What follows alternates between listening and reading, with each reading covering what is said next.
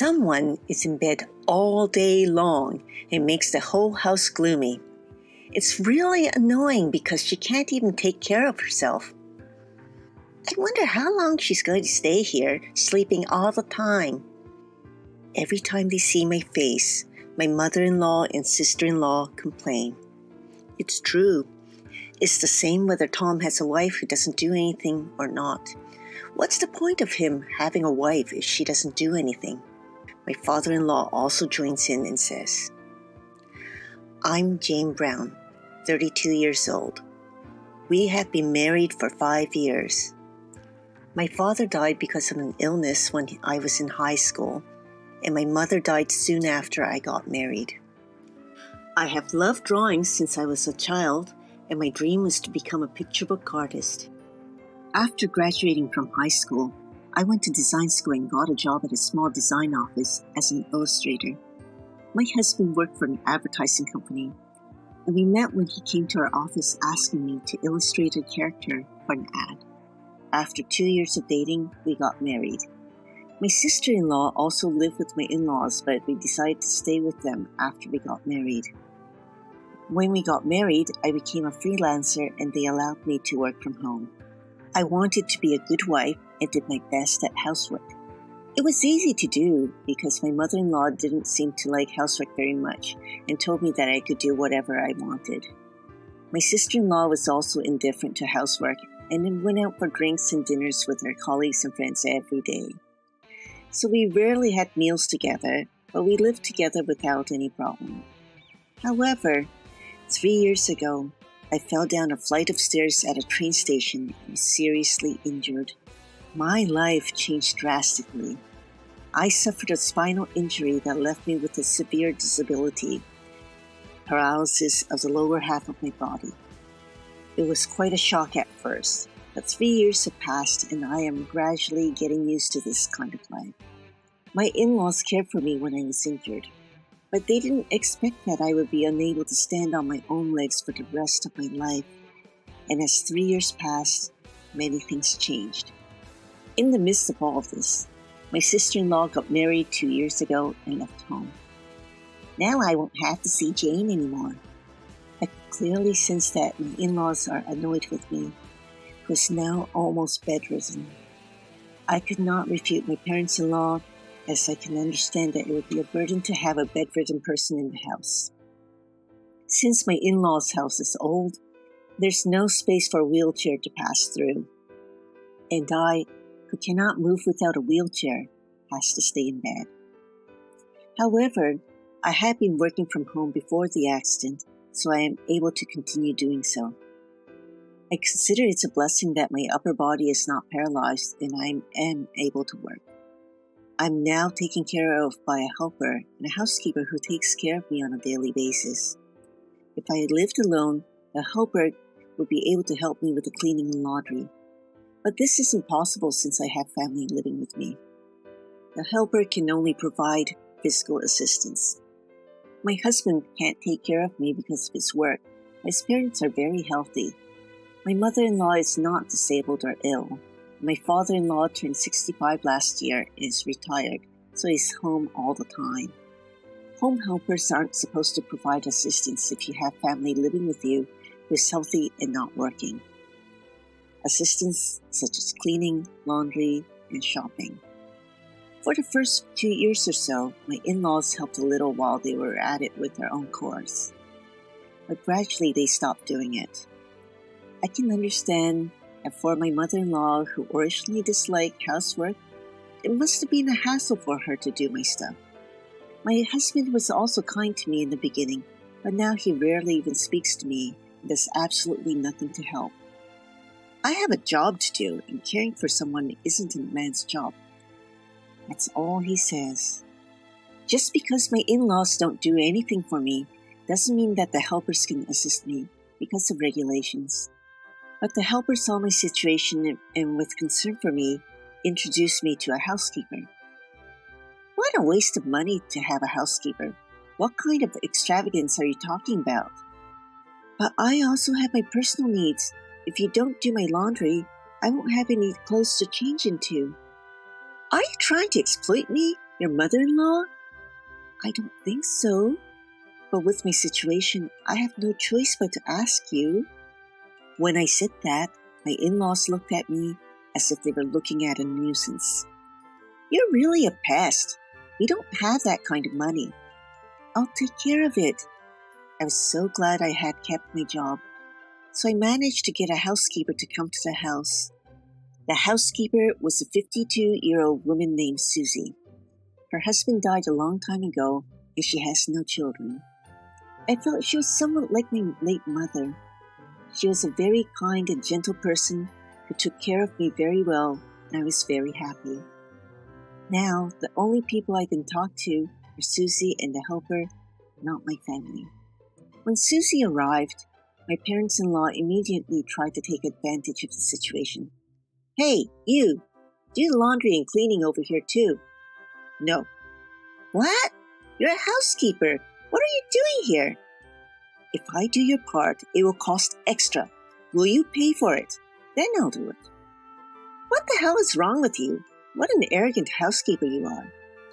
There was an argument, but I felt a little relieved when she clearly said no. One day, after about a year of living like that, my sister-in-law came back divorced.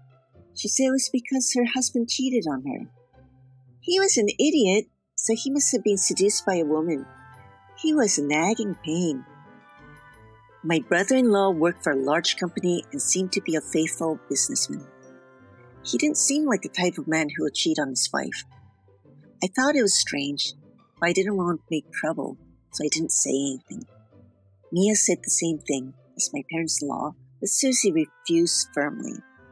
Susie didn't have a good opinion of them since she's never heard them utter a single kind word to me. I declined. What? What are you doing here? To take care of Jane. Huh? What do you mean? She's a useless housekeeper just like Jane. It must be because she's not paying Susie enough. It doesn't really matter, she's only earning as a side job. She's a useless woman who can't even take care of herself. That's why I have no choice but to ask the housekeeper for help. Mia, Kelly, you both can take care of yourselves, so you don't need help, do you?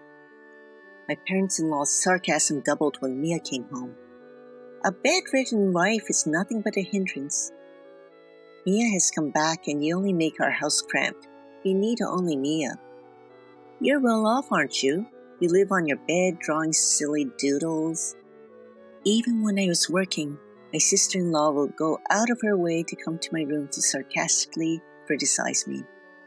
I was fed up with constant sarcasm, so I talked to my husband about it. Hey, tell your mother-in-law and Mia to be a little more careful with their words. I'm hurt too. But it's the truth. What do you mean, the truth? You can't even do your own housework. All you do is sleep on the bed all day. I'm not just sleeping, I'm working. You're working in bed. It's an easy job. You don't have to commute like I do. That's true, but I'm trying my best to be useful to everyone. My family isn't happy with you because you can't take care of the house despite you are my wife.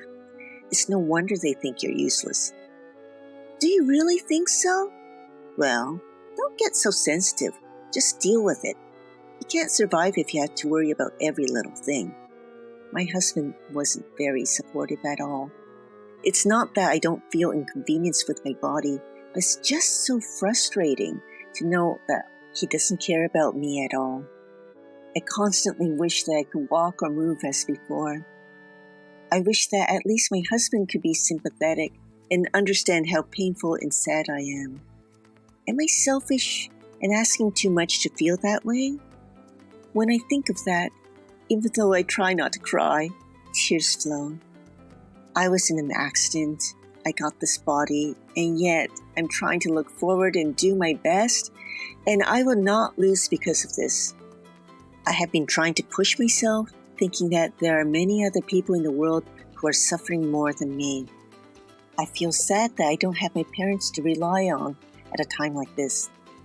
But I also think that it's good because they don't need to see what I'm going through.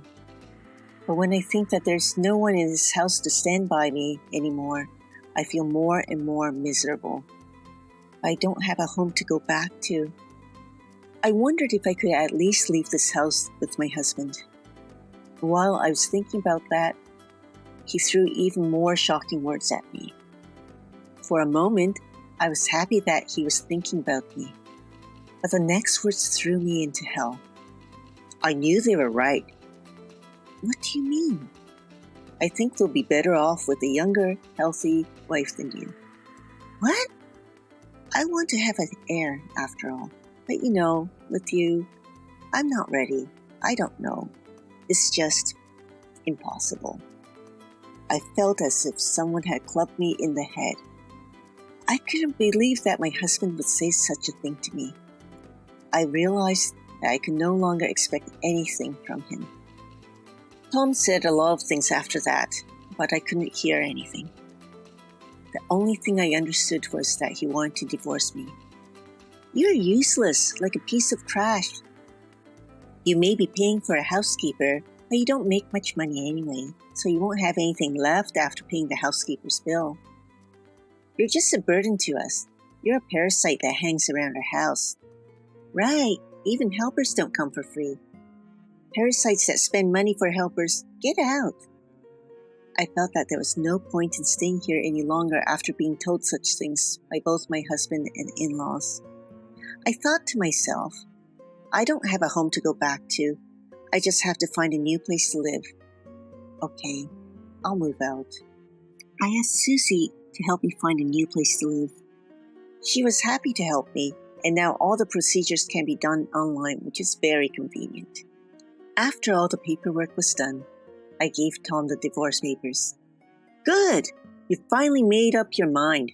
But don't hate me. Hate yourself for having such a body. Fine. But are you sure that you're okay with me leaving? Of course it's fine. I'll find someone more suitable for me. Everybody says I'll find a better wife. Will you be able to make a living? Don't worry about that. Dad's retirement money is still there, and Mia says she got plenty of compensation for the affair. We won't have to worry about money for a while, so I don't need to depend on you anymore. Oh, sure. Then do what you like. I thought Tom seemed to be blind to reality. I moved out without saying anything. And there were some positive things as well. Living alone, a helper could support me with my daily life. They can help with things like cleaning, the laundry, and shopping. I felt really grateful. But I continued to have Susie coming by as before. In fact, she was a businesswoman who worked hard at a major company before she got married, and she's really digitally savvy. But being a large corporation, it was an extremely competitive place, and she just got sick of it and quit when she got married. That was 20 years ago. Susie laughed when she said that. But I wondered if the reason she was able to stand up to my ex-in-laws came from her experience. So now, she is no longer my housekeeper, but is managing my business. She is happy to do it and is a lifesaver. Besides, the new place I moved to is a barrier-free apartment that is wheelchair accessible, so I can move around by myself. The kitchen is spacious enough for me to cook. Just when I was beginning to think that I was finally getting used to my new life, my ex-mother-in-law started to call me a lot. But there was nothing more to talk about, so I decided to ignore the calls. Partly because Susie's support was great, and partly because I could focus on work without all the drama, my business was doing so much better and didn't have time to deal with my ex-mother-in-law. A year passed. I still hear from Mia, though not as often as before. My life was established, so I decided it was time to settle things for once. And I picked up the phone. Hello? Finally, you answered. Why haven't you ever answered the phone? I was worried that something had happened. She suddenly spoke to me in a sweet voice. She had never said anything like that when I lived there. I suspected that she was probably in trouble and heard about me. I wondered what kind of life she had in the past year. I'm grateful for your concern, but I'm fine and doing well. You don't need to worry about me. Oh, well, that's good to hear. By the way, yes? Well, do you still want to live with us like before? Excuse me? You can't be happy living with a parasite, a piece of garbage. I've been thinking about it a lot. It wasn't right to leave you, a physically disabled person, alone. We'll take good care of you so you won't have to worry anymore. I'm doing great. Since I'm on my own, my helper can support me with my chores. They do my cleaning, laundry, and shopping. Besides, Susie helps me with my work. No issues at all. About that business? Is it true you're making more than Tom? Yep. But at the time of the divorce, he seemed to forget about it. He said that you're earning close to $15,000 every month. My income was covering their living expenses. At the beginning, after that accident, they were helping me. At the same time, Tom's company wasn't doing well and his pay was cut. But fortunately, my income had been increasing. So I offered to help. At first, he was saying things like, sorry. We didn't tell his parents anything, since he said they were worried if they found out that his salary dropped. But after 3 years, he seemed to forget that I was paying for most things. I thought he should put aside his own salary when we divorced, but I didn't dare mention it. I also knew that the cause of Mia's divorce was not because of her husband cheating, but because of her. He had contacted me. He also told me that Mia stole his money. Mia said that she received the money as alimony. He said that he will take back exactly what she took, and he will in turn charge her for compensation. I decided to get divorced before my in-laws learned the truth. When I confronted Kelly about it, she was absolutely mortified. Tom fell in love with a girl from a hostess bar and owed a bit of money. Oh, so that's why he wanted a divorce, so he can leech off her earnings? He can't count on something like that. First of all, they weren't in a relationship. He was just another customer. I know. Did you know? Yep, all of it. Why didn't you tell me? Did you also know that Tom's company was in danger? Yes. How dare you not tell me when you knew? According to Kelly, Mia eloped with her unfaithful boyfriend. But he dumped her and came back crying with even more debts. Tom's company went bankrupt 6 months ago and now is searching for a job. But he can't seem to find one that he thinks is suitable for him, and now just unemployed. He has lost all confidence in himself and has become a recluse. Because the kids are living with us, they completely used up Dad's retirement fund. There's only debts to pay. Really? So if you come back, everything will be all right. I don't get it. I really didn't understand what she meant by everything will be all right. I couldn't understand the nerve of someone who kicked me out like the way they did and now saying something like this. I also wondered how it's possible to change so much in 1 year. It was sooner than I expected. Tom probably had no clue that his company would actually go bankrupt. It was something that Tom, who was so careless, would have done.